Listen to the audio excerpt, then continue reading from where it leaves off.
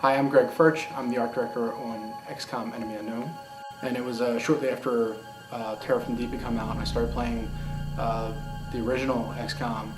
And the sheer terror that you felt when you'd send your guys out into the darkness and have them die. And quickly I learned that, that was actually my friend. Permadeath was good.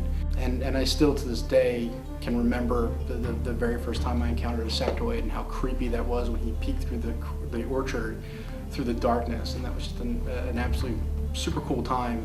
And even more cool that it was done in, 320 by 240 graphic.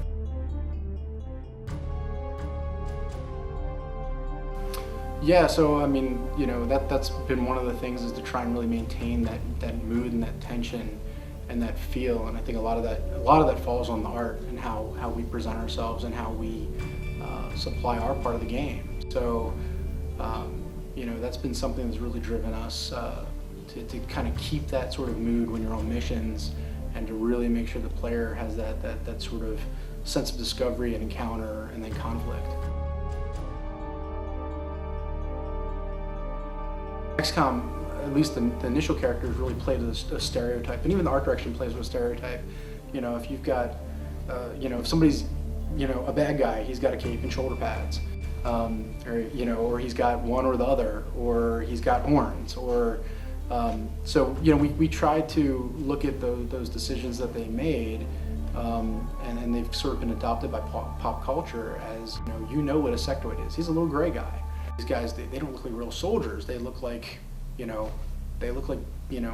G.I. Joes. And I said, yeah, right? They actually are. They're action figures. It was something that I knew internally, but I hadn't actually necessarily vocalized at that point. And when I was called out on it, to actually sit there and think about it for a second, go, yeah, no, that's absolutely correct. We are making action figures. But I think the one thing, the advantage we have now, is that we can make things look gorgeous. And so for us, we're really looking at making, the really great player experience, both visually and through design, that's immersive and engaging. And so for me, being an artist, that's the thing that I want us to really, that I'm the most excited about. As far as playing the game, I think it